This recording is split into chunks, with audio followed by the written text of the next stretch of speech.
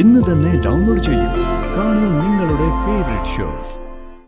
താൻ സ്വന്തമായൊരു വർക്ക്ഷോപ്പ് തുടങ്ങിയെന്ന് അറിയേണ്ട താമസം വർക്ക്ഷോപ്പ് മുഴുവൻ പണിയാനുള്ള വണ്ടികളെ കൊണ്ട് നിറയും. അപ്പോ തനിക്ക് ശമ്പളത്തിന് വർക്കേഴ്സിനെ വയ്ക്കാം. താൻ മേൽനോട്ടം മാത്രം വഹിച്ചാൽ മതി. മാധവേട്ട, അത്രയ്ക്ക് വിശ്വാസവും ബലവുമാണ് സോമനെങ്കിൽ അയാളെ നിരാശപ്പെടുത്തരുത്. അവസാന കാലത്ത് ഒരേ ഒരു മകനിൽ നിന്നും ഒരു തുള്ളി ദാഹനീര് കുടിക്കാൻ കഴിയാതെ അമ്മ പോയി.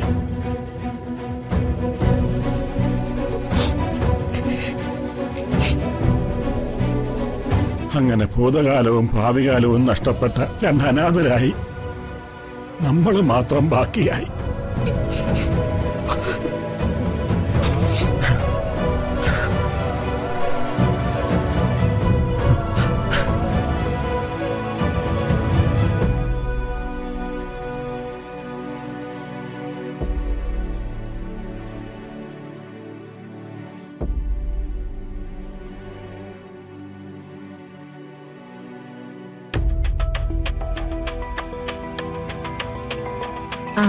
പ്രകാശേട്ടാ, ചായ വേണോ? ചായ ഒന്നും വേണ്ട.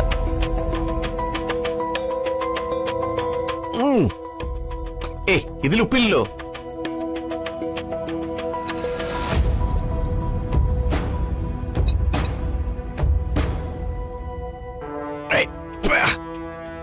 ഇതിലുപ്പ് കഴിക്കുന്നു.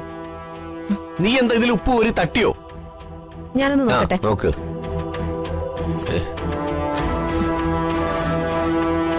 ഇതിലുപ്പൊന്നും കൂടുതലില്ലല്ലോ. എന്ത് പ്രകാശേട്ടാ ഇത്? നീ അങ്ങ് പറഞ്ഞാ മതിയോ ഉപ്പ് കൂടുതലില്ലെന്ന്? ഒറ്റരെണ്ണം വായിൽ വെച്ച് തിന്നാൻ കൊള്ളില്ല. അവള് കറി വെച്ച് വെച്ചിരിക്കുന്നു. എന്താടാ, എന്താ ഇവിടെ ഒരു ബഹളം? അമ്മേ, ഇവൾ ഉണ്ടാക്കുന്ന കറികളൊന്നും വായിൽ വെച്ച് തിന്നാൻ കൊള്ളില്ല. നാക്ക് വരെ മരവിച്ചു പോയി. ഓ, മടുത്തു. അമ്മേ, ഈ കറികളൊക്കെ അമ്മ തന്നെ ഒന്ന് രുചിച്ചു നോക്കിയേ. ഇതിനകത്ത് എന്താ പ്രശ്നം? അമ്മ തന്നെ ഒന്ന് പറഞ്ഞേ. പ്രശ്നം എന്താ? വായിൽ വെച്ച് കഴിക്കാൻ കൊള്ളില്ല. അമ്മേ, അമ്മ ആഹാരം ഉണ്ടാക്കാറുണ്ടല്ലോ. എന്തു രുചിയായിരുന്നു അതിനൊക്കെ.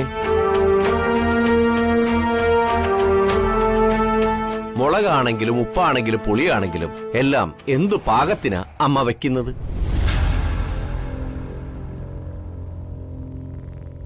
ഇത് പുളി ഉണ്ടെങ്കിലേ ഉപ്പ് കാണില്ല, ഉപ്പുണ്ടെങ്കിലോ എരിവും കാണില്ല. എന്തമ്മേ, അമ്മയുടെ കൈപ്പുണ്യൊന്നും മോൾക്ക് കിട്ടാത്തത്?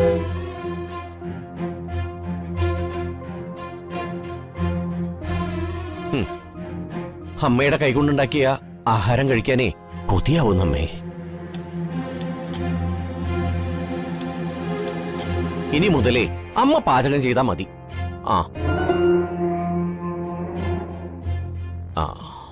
ഈ പാചകം എന്ന് പറഞ്ഞാലേ വലിയ സിദ്ധിയമ്മേ. അതമ്മയ്ക്ക് ആവോളം കിട്ടിയിട്ടുണ്ട്. സത്യം. ഇനി നിങ്ങൾ തമ്മിൽ തർക്കമൊന്നും വേണ്ട. ഇനി പാചകമൊക്കെ ഞാൻ ചെയ്തോളാം.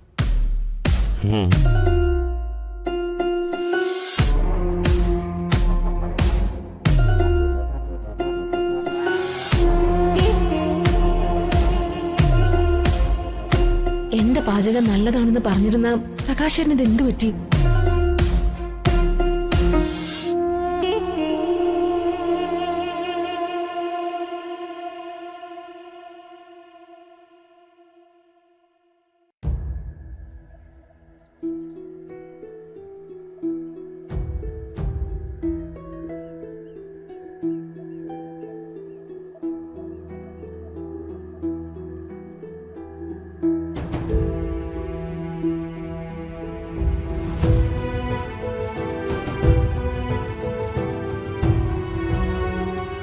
എന്തായാലും കഴിഞ്ഞതൊക്കെ കഴിഞ്ഞു. ഇനി ഇങ്ങനെ തളർന്നിരുന്നാൽ പോരാ, പുതിയൊരു ജീവിതം ആരംഭിക്കണം. ക്ഷേത്രത്തിലെ പണിയും കാറ്ററിംഗ് ഒന്നും ഇനി വേണ്ട. തനിക്ക് നന്നായി അറിയാവുന്ന പണി തന്നെ ചെയ്യണം. മെക്കാനിക്. സോമേട്ടൻ എന്താ ഈ പറയുന്നത്? ഈ വയസ്സാം കാലത്ത് പറയുന്നത് ക്ഷമയോടെ കേക്ക്. പ്രായത്തിനും ആരോഗ്യത്തിനും അനുസരിച്ചുള്ള ചെറിയ പണികൾ ആദ്യം ചെയ്താൽ മതി. വേണ്ട സർവീസൊക്കെ പിന്നെ വന്നോളും. ഞാൻ വരുത്തും. സോമ, എനിക്കൊന്നും മനസ്സിലാകുന്നില്ല. ഞാൻ മനസ്സിലാക്കി തരാം. എന്റെ ഒരു സ്നേഹിതന് ഒരു വർക്ക്ഷോപ്പ് ഉണ്ട്. പല കാരണങ്ങളാലും വർക്ക്ഷോപ്പ് പൂട്ടിക്കിടക്കുകയാണ്. സ്നേഹിതനത് വിൽക്കാനിട്ടിരിക്കുക. ഞാൻ ഇടപെട്ടാൽ ചുളുവിലയ്ക്ക് ഉപകരണങ്ങളൊക്കെ തനിക്ക് വാങ്ങാം.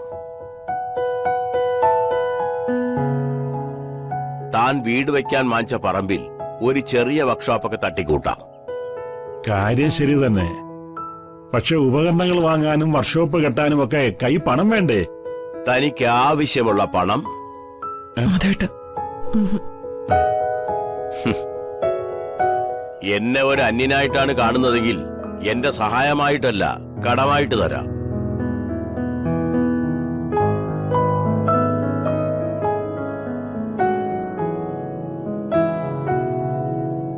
അതും ദുരഭിമാനമായിട്ടാണ് താൻ കാണുന്നതെങ്കിലേ പണം തിരിച്ചു തരുമ്പോ പലിശയും ചേർത്ത് തന്നാ മതി. സോമ, ഈ സാഹചര്യത്തിൽ എന്നെ സഹായിക്കാനുള്ള സന്മനസ് കാട്ടിയതിൽ നന്ദിയുണ്ട്. പക്ഷേ പണി ചെയ്ത് നിന്റെ പണം തിരിച്ചു തരാമെന്ന് എനിക്കൊരു ഉറപ്പുമില്ല. പണം തിരിച്ചു തരാൻ തനിക്ക് കഴിയുമെന്ന് എനിക്ക് ഉറച്ച വിശ്വാസമുണ്ട്. രേഖകളൊന്നും വേണ്ട. എത്രയും പെട്ടെന്ന് പണം വാങ്ങി താൻ വാങ്ങിയ പറമ്പിൽ വർക്ക്ഷോപ്പിന്റെ പണി തുടങ്ങിക്കോളൂ. സോമേട്ട, അങ്ങനെ നിങ്ങളുടെ വിശ്വാസത്തിന്റെ ബലത്തിൽ മാത്രം പണം കൊണ്ട് കളിക്കണോ? അത് തന്നെയാ എനിക്കും ചോദിക്കാനുള്ളത്. മാധവ, തന്നെ പോലെ ആത്മാർത്ഥതയുള്ളവനും കഴിവുള്ളവനുമായ ഒരു മെക്കാനിക്ക് ഇനി ജനിക്കേണ്ടിയിരിക്കുന്നു.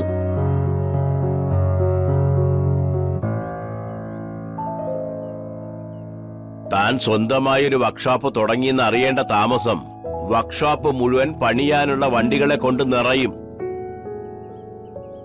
അപ്പോ തനിക്ക് ശമ്പളത്തിന് വർക്കേഴ്സിനെ വയ്ക്കാം. താൻ മേൽനോട്ടം മാത്രം വഹിച്ചാൽ മതി. മാധവേട്ട, അത്രയ്ക്ക് വിശ്വാസവും ബലവുമാണ് സോമനെങ്കിൽ അയാളെ നിരാശപ്പെടുത്തരുത്. പണം വാങ്ങി പണി തുടങ്ങാം. ഇനി മറ്റൊന്നും ആലോചിക്കേണ്ട മാധവ, ഉടൻ തന്നെ ഞാൻ പണം തന്നേക്കാം.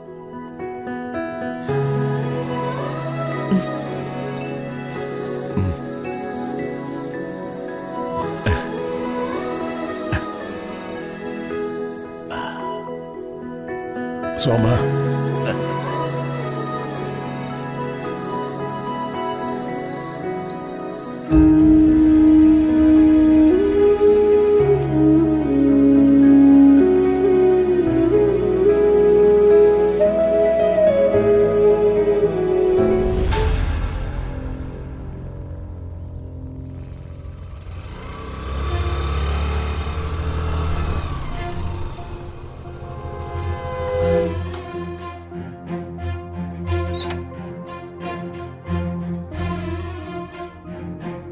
എന്താ വീടും പറമ്പൊക്കെ പൊടി പിടിച്ചു കിടക്കുന്നതേ കണ്ടില്ലേ?